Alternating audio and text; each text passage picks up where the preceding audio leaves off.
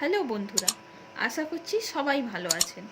আজকে আমি বানাবো সর্ষে আর নারকেলের সহযোগে ইলিশ মাছের ভাপা রেসিপি। তাহলে চলুন দেখে নিই। মাছের মধ্যে এবার নুন হলুদ মাখিয়ে নেব।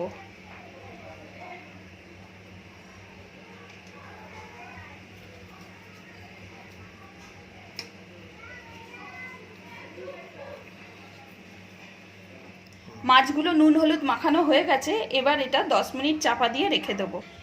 এবার ইলিশ ভাপা বানানোর জন্য মশলা লাগবে হচ্ছে এখানে 2 টেবিল চামচ সর্ষে আর 1 টেবিল চামচের একটু কম সাদা সর্ষে, কালো সর্ষের ঝাঁঝটাকে ব্যালেন্স করার জন্য। আর এখানে নিয়েছি কাঁচা লঙ্কা, ঝালটা আপনারা নিজেদের স্বাদ মতো নেবেন। আর নিয়েছি নারকেলটা আপনারা না দিতে চাইলে নাও দিতে পারেন। এবার এই সমস্ত উপকরণ বেটে নেব। এবার আমি একটা টিফিন বাটি নিয়েছি। এবার এই টিফিন বাটির মধ্যে সমস্ত যেগুলো মশলা বেটে রেখেছিলাম সেই মশলাগুলো এর মধ্যে দিয়ে দেব। বাটিতে লেগে আছে, বাটিটা ধুয়ে একটু জল দিয়ে দেবো। এবার এতে দেব অল্প পরিমাণ হলুদ, বেশি না, খুবই সামান্য। দেব লঙ্কার গুঁড়ো, দেব স্বাদ মতো নুন,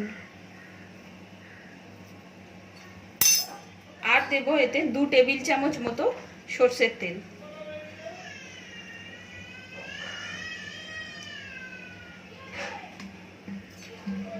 দিয়ে সবকিছু ভালো করে মিশিয়ে নেব।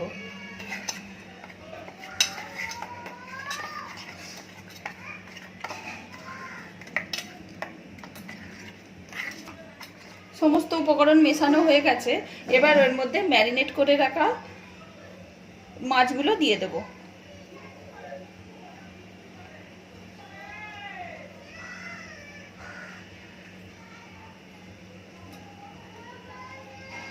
দিয়ে ভালো করে মিশিয়ে দেব।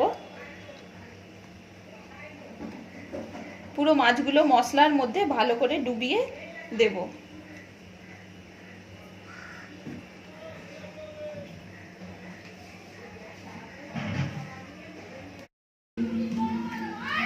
সমস্ত উপকরণ দিয়ে মাছগুলোকে ভালো করে এর সঙ্গে মিশিয়ে দিয়েছি মশলার সাথে।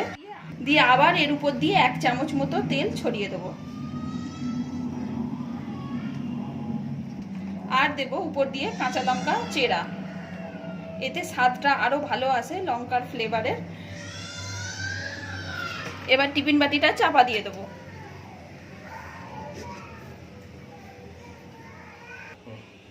এবার আমি একটা এরকম বড় জায়গা নিয়েছি, এতে জল দিয়েছি। জল খুবই অল্প পরিমাণ জল দিয়েছি। এবার এর মধ্যেই টিফিন বাটিটা বসিয়ে দেবো। খুবই অল্প পরিমাণ জল দেবেন যাতে ফোটার সময় টিফিনের মধ্যে জল না ঢুকে যায়। দিয়ে এবার এটা চাপা দিয়ে 10 মিনিট ফুটতে দেবো। 10 মিনিট হয়ে গেছে। 10 মিনিট পর ঢাকাটা খুলে দিচ্ছি।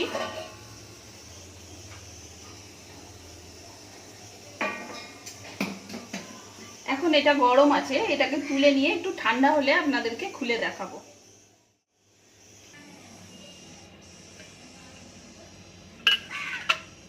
দেখতে পাচ্ছেন কত সুন্দর হয়ে গেছে। এবার আমি এটাকে আপনাকে একটু নেড়ে ছেড়ে দেখাচ্ছি। দেখুন কত সুন্দর, আর খুবই সুন্দর একটা সেন্ট বেরোচ্ছে।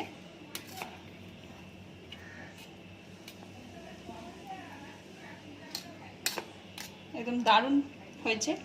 এবার এটা গরম ভাতের সাথে সার্ভ করবেন, খেতে খুবই ভালো লাগবে।